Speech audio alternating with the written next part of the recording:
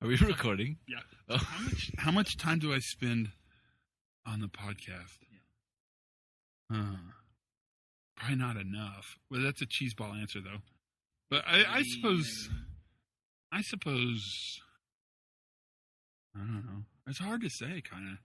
Do you listen to the podcast? Do I listen to make sure they're good? No. I wouldn't. Should I? Yes. That's how his podcast got out there with one track completely off of it. So it's just like a conversation with him, and my side was completely gone. Silent, answer, silent, answer.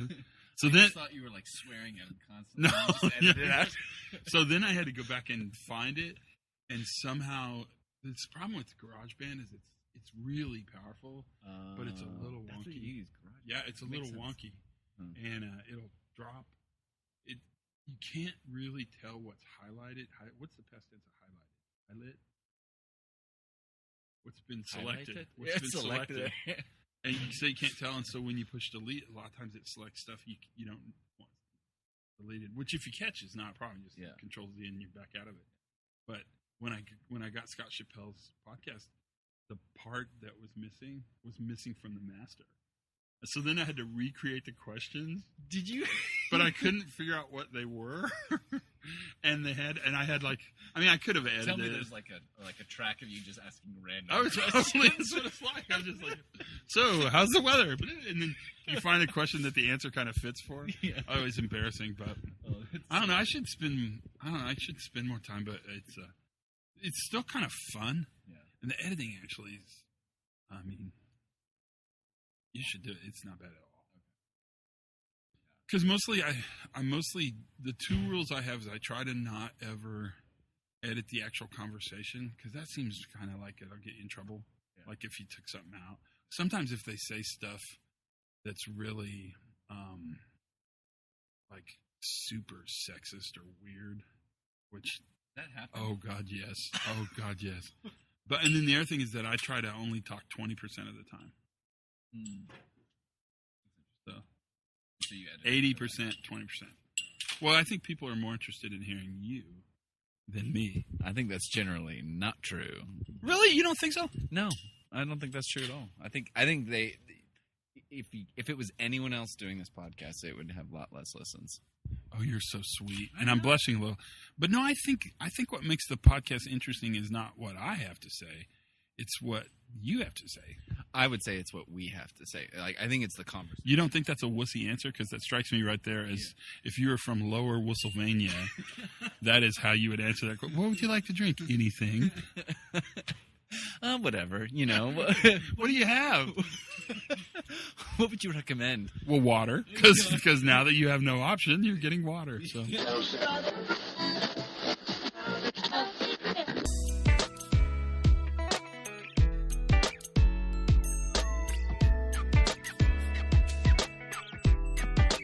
Howdy, everybody, and welcome to the Pre-Accident Podcast. That truly was the longest introduction teaser piece I've ever put on a podcast in the history of mankind, and I had to cut a bunch out.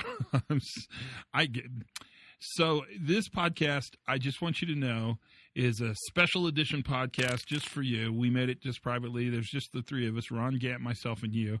And Ron and I had just done a big meeting, and we were sitting outside of Camp Electric, and we were at a great little table outside. It was a beautiful day. It was gorgeous, like 73, under an umbrella.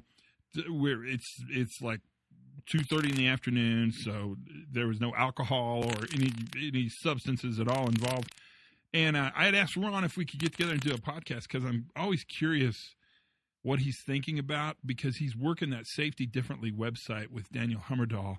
And so he really is kind of on the cutting edge internationally of the blog and the things that are being reported. So it's always completely worthwhile to check in with Ron once in a while. And this was one of those times. But we got tickled because our friend Jared, who's a safety manager for a rather large tree company in the western part of the United States, had told a story earlier about his 4-year-old son just out of the blue looking down at a big pile of dog poop and telling his father that is a really big pile of dog poop, only he didn't say poop. and Jared was horrified. The best parent in the world, worst parent in the world argument, because he used the S word. A little 4-year-old boy used the S word, and we were just laughing about the fact that he probably wouldn't have pointed it out had it not been for the size of the pile. And so that started this whole discussion, and the mic was on, so we just kind of let it roll, and he was asking me some questions. So that's what that introduction's all about. Sorry, but it's probably, maybe you got to, it's kind of funny, so you probably got a chuckle out of it. And just know I cut the unseemly parts out of the system. So there we go. This is the podcast. It is a discussion with Ron Gantt and I. What do I have to tell you? It should by all rights be towards the end of the great month, the mid-month of July, because that's when this baby's going to roll out, I think. And there's all sorts of excitement happening, at least in my part of the world. I'm spending the summer with my friends at Alabama Power, so that's kind of fun. And I'm getting to spend a little time with them, and that's always a good time. I had an amazing time recently with the pulp and paper people. He says, pardoning my alliteration. That conference in Florida was really fun and kind of fancy pants. I thoroughly enjoyed it. Got to see all sorts of people from ORC, HSE, or at least Steve Newell. That was, and he is all sorts of people. So it was a great time. A good time nonetheless. I hope you're having a good summer. I hope everything that you wanted to have happen this summer is happening and your wildest dreams are coming true. That would be important for me.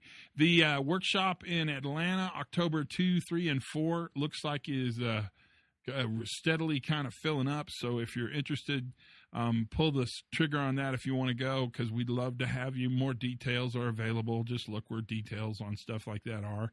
The workshop in November in Toronto looks interesting. And then this advanced safety differently meeting we're talking about having looks like it's really shaping up as well. So there's good stuff going on, that's for sure. I heard HPRCT was great. I was not able to attend because I was taking 4 octogenarians on a cruise ship to Cuba. And I should tell you the story of that when we have lots of time, because that, my friends, was a great trip. Nobody cried. Nobody fell over. Everybody had a good time. That's about as good as it gets. And Cuba is, if you haven't gone, it's completely an interesting experience. It really is an interesting, we had a great time. So let's jump into this podcast with Ron and see what's happening. Basically what I'm asking Ron is, what's he seeing? What's he feeling? What's happening as we look forward down that safety differently path? What's going on? And so that conversation is pretty much the conversation you're going to be a part of. Thanks for listening. If it's your first time, what an interesting podcast to choose to start listening to the podcast on. This would be an interesting one, but we're glad you're here and you're welcome. There's a ton more podcasts. They're all free and available. Just get them wherever you want to. You can have them all, baby. You can have them all. Until then, sit back and relax, because this, my friends, is Todd and Ron sitting outside on a beautiful table under an umbrella on a Tuesday afternoon in the summer of 2018.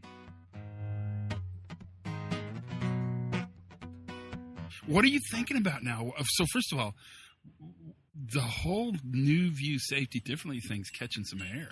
Oh, yeah. I mean, in a big way. What's it making you think? Well, yeah, so a lot of things. So one, it's exciting to see, like you said, it's kind of becoming more accepted. People are talking about it more. You're starting to see new people, new organizations pop up. And that, I think, is good. But it also sometimes scares me because I'm starting to wonder, where's this conversation going? But in some ways, like, even as I say that, I sort of like, I don't know, I question my fear and say, you know what, that's kind of a good thing to be afraid a little bit, because maybe new things are going to emerge out of this that are going to be interesting and exciting. So probably true, but if you're not bucking the man, if you're not giving it to the system, if you're not on the rebel side of the equation, is it less fun? Does it lose some of its cachet? That's a really good point. Well, and certainly there's a drive as it starts to pick up momentum to push farther. You know what I mean? Daniel Hummerdahl and I, we had a conversation over email that we ended up publishing on the Safety Differently site, where he called it Safety Differently. And it was kind of along these lines, like, okay, at some point, safety differently is not going to be different. If we do what we want, then it's going to become the norm. What happens then? Well, we push beyond that, and so like there's this drive to keep creating and keep innovating. You know what I mean? Well, when John Wesley tacked the 10 points on the wall of the church and started the Reformation, the sort of the big divide. Sorry for you people that are listening that aren't as interested.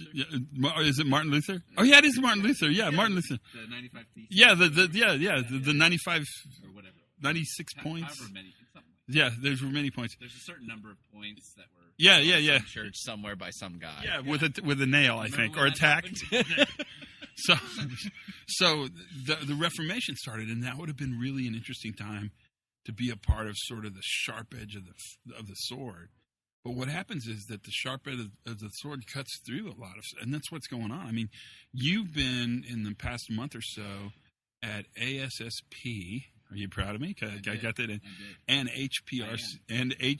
HPRCT, both of which are talking very much about safety differently in a kind of renewed and invigorated way. What do you think? I mean, kind of, yeah, similarly, right? So it's exciting because I really do think as more people talk about it, you get that emergence of new ideas, more innovation. But it does, again, I have to keep coming back to it bothers me because sometimes I hear people talk about it and I don't think they're talking about safety differently. I think they're talking about what they were always doing and they're calling it something different. Yeah, which scares the crap out of me. So, what's that look like? How do we watch for that? What do we look? Do we look for indicators where they talk about doing, more targeted behavioral observations around safety? What do we look for? Yeah, so I mean, to me, a key indicator is what's the source of the problem. Think of the intervention and what is it saying the problem is? Where is it localizing the problem? Oh, see, I'm getting a call. But you guys, Ron's watch just buzzed, Yeah. and then he grabbed his waist. So I don't know what the watch does, but it clearly makes him grab his waist. you find the source of the problem. You see? But if fundamentally the problem is the individual, the person, right? They're trying to fix the person. That's not safety differently to me. That's, it may be well-intentioned. It may even be beneficial. I don't know. That's a separate discussion, but it's not, at least for me, what I would call safety different. So how would you characterize this new view? How would you characterize safety differently then? What do we need to look for? Maybe that's a good question to ask. That's a good question. I'm filled with them. I have a million. Amazing. And that's why you do the podcast, Todd. And that's why you do the podcast. And the money. And the rock and roll. The fame. The fame, yeah, absolutely. Yeah, absolutely. No, so I totally got distracted because I immediately thought of you as the Kanye West. The Kanye West of safety. Yeah, we can say what we want to, but as soon as safety differently becomes less sexy, Decker's out. Let's just put it down. Let's put and if you hear this, Sydney, we said it. We're not afraid. We said it. No, what do we look for? What are the indicators of safety different? What are the tenets or the premises that one should be aware of? So one for sure is, I think, how safety is defined. In any sort of definition of safety that is based on what isn't there is not safety differently. I think safety differently, it fundamentally defines safety by its presence of capacity to be successful, capacity to fail safe, things along those lines. So, what that looks like in practice is going to depend on the organization and on industry, right? Because I think that's one big difference, right? And that's what makes safety differently hard, is that it's hard for us, it's easy when we say safety is the absence of accidents to just say, show me your accident rate, right? But with safety differently, when people ask for, how do you know you're safe? Well, okay, it depends. What are we talking about? But regardless, that's one thing I look for is how are we defining safety? Are we defining it by its presence, by these capacities to be successful? Secondly is how the organization, how the industry, how the system is leveraging people to be the solution to their problems, right? And to identify problems and to help solve those problems. So what's different about that than classic, like a VPP worker engagement, grassroots safety teams? The traditional, because I think we truly believed, I think with best intentions, that our involvement of employees was good. When we had grassroots safety teams, we had peer safety auditors or observers or whatever we call them. Yeah. I would tell you, and I'd be curious to see what you said, that was probably an iterative step towards engagement, but that clearly wasn't engagement. I mean, even a grassroots safety team is really not engagement.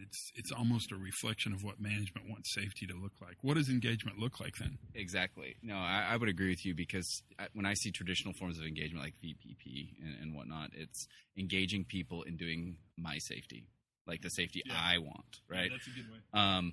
And so the difference is having people, to use a term from like organizational development, co-create safety, like, co-define it. What do they think is safe in that environment?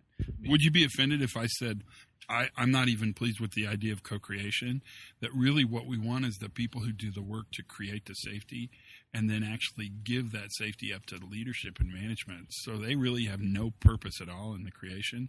Their job then is to facilitate the vision that the team has created for themselves, maybe. Yeah, no, that's a perfect way to say it.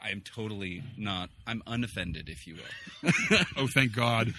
No, and I think that leads to like the third point I would say that defines safety differently is where the organization is focusing and what roles does each part of the organization play. And I think you hit the nail on the head, because to me, I think it's a crime that you mentioned ASSP, HPRCT, and pretty much every conference I've ever been to. They always have a regulator there to talk, right? And those are always well-attended conferences because we're very interested in what the people at the proverbial blunt end think is and isn't safe. But you never have frontline workers come and help and make that decision for us. And I think that's a crime, right? They don't tell us what they think, what's important to them, what's meaningful to them. And I think organizations need to spend more time asking the workers, what do you need? How can we support you? So rather than workers support management's view of safety, like you mentioned, it's managers support workers' creation of safety. But does this work? Oh, yeah, I think for sure. How do you prove it? The way you prove it is actually it's already working. And I think it's working in every organization, right? Because right now, workers are already creating safety. Something that I've found without fail every time I go out and learn from work is whether it's observation, learning teams, whatever. Every time you do that, you see that there's elements of a safety management system that the organization has no clue of. Workers are already creating safety. They just need someone to come alongside and help give them the tools and resources. So let's pull a string on that, because that, I think, is a super important point you just made. How am I as a leader supposed to manage that information? What do I do with that? It's true. Let's just stipulate that workers create safety that will never be a part of your safety management system, that never could be a part of your safety management system. So what do I do with that as a leader? How do I manage that? How do I take credit for it? How do I make sure I get my bonus? Well, they're already taking credit for it. That's the great thing. You have to do nothing and you get credit for it. Because I honestly think workers make managers and safety people look good. Because managers and safety people implement a process that's not almost always, is always flawed by definition, right? Because all processes and plans are imperfect, and then workers make it work. But is that because safety people, by definition, are kind of morons? Well, yes, no. No, and let me defend that. So if you go to a university and get an advanced degree in psychology, your peers are all people who are getting an advanced degree in psychology. And for the most part, they all seem to be in psychology because they are so messed up that who they want to fix first and primarily is themselves. So it's this big introspective discovery on why I'm such a mess. Yeah. Is that why safety people go into safety? Yeah, I mean, it was the whole reason I went into safety. I just needed to figure out how to not kill myself. And look how well it's worked, right? Okay, so I interrupted, but I think the point you're making is really valuable. the issue, I guess, the question I would have, it's not an issue, is you're right. It's already happening. How do I manage it? Yeah. What do I do with it? So to me, the first thing is once you become aware of it, I call them sources of resilience in the organization that are already there. Once you become aware of it, then you, number one, do no harm, right? So like one crew I saw that was working on the street, cleaning sewer lines, that lots of crew cohesion, and that was something that the organization didn't create, the workers created.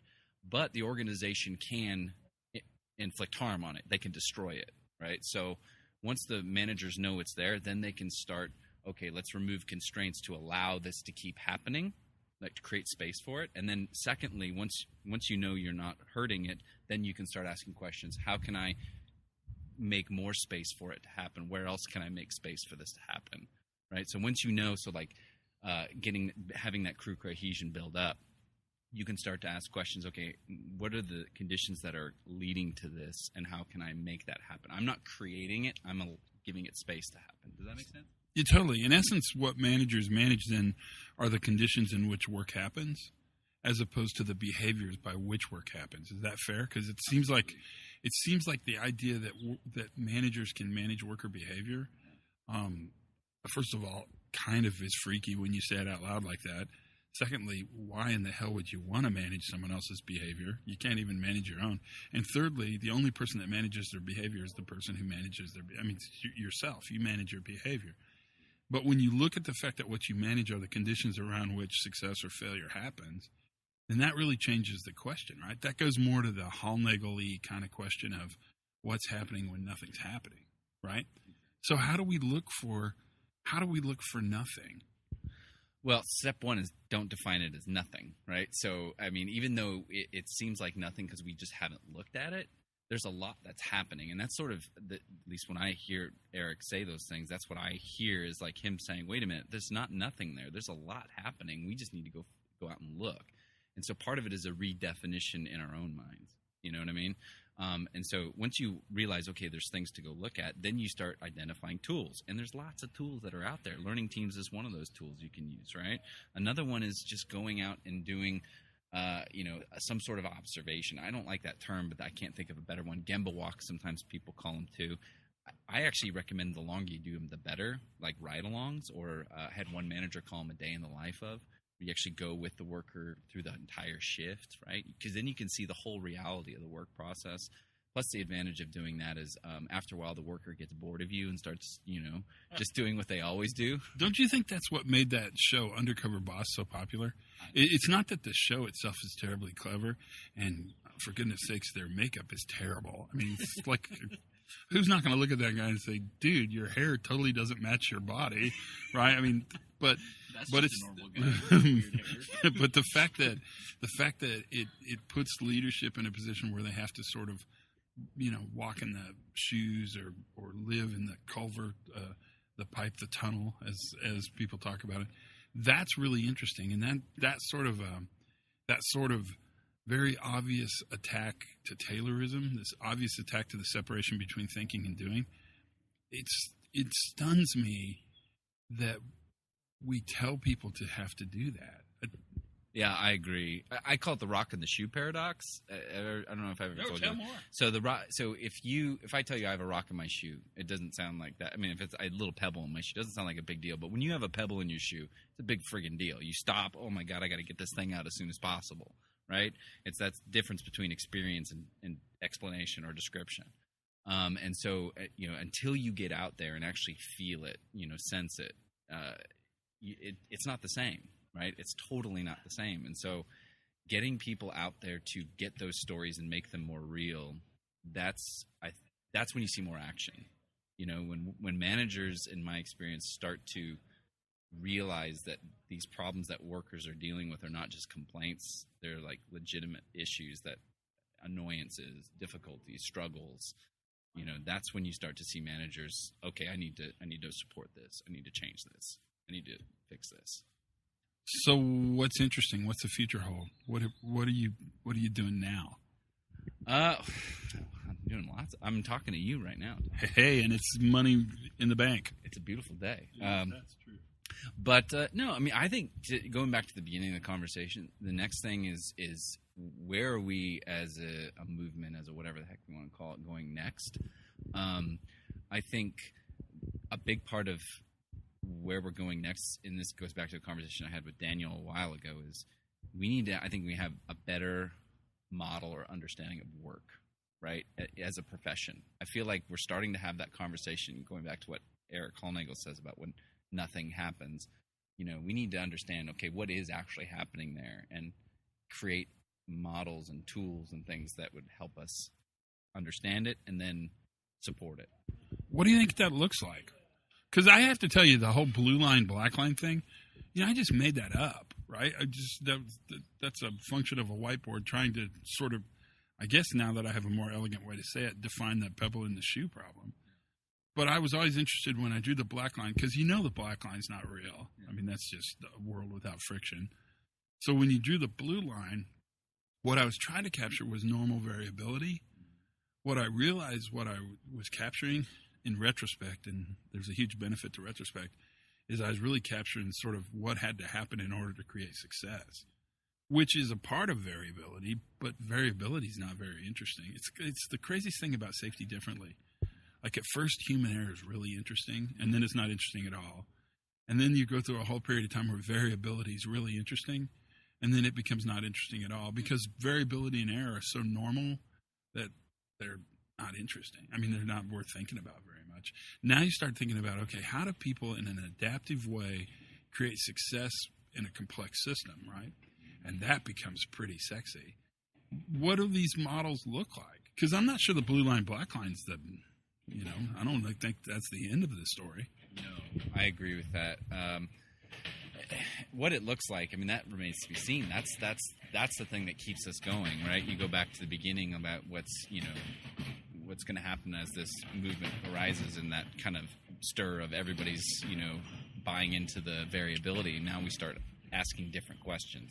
It moves us to the next phase, or phase is not the right word, but the next, kind of way of thinking about this problem.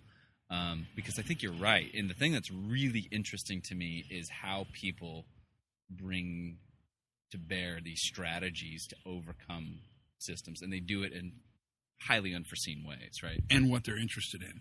Exactly. To me, it's so interesting to see all the things that are truly important versus the multitude of crap that we think is important, but is not important at all. I think that's stunningly interesting.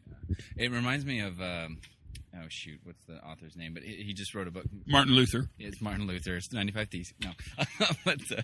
but book's called What Matters, right? And I think that's, and it's all about design and things like that. But I think, his argument is we need to find what matters in that environment, not what matters to us. And that goes back to that VPP engagement question. What matters to me is the least interesting question in safety. What matters to the people and what matters to them in that context. And that's the next thing. If we can start to understand that, we're well on our way. Thanks, man. Thank you. No, thank you. No, you. So what do you think about that, huh? I loved it when they rolled the dumpster by. That was what that noise was in the background. That's a pretty good little podcast. It's interesting. It's always interesting to talk to Ron. It's really interesting to dig deep into that Safety Differently website. I think it represents kind of some of the early adoption thinking that's going on. I think people are really pretty prone to writing down what they're thinking, at least in a safe environment like the Safety Differently environment, and then being able to look at it. So it's fun, and I hear people quote from it a lot, so I know a lot of people go to it. It's a good thing. It's a very good thing that Daniel and Ron have done, and I'm very proud of them for doing it. It's great. We need to probably talk to Daniel again soon.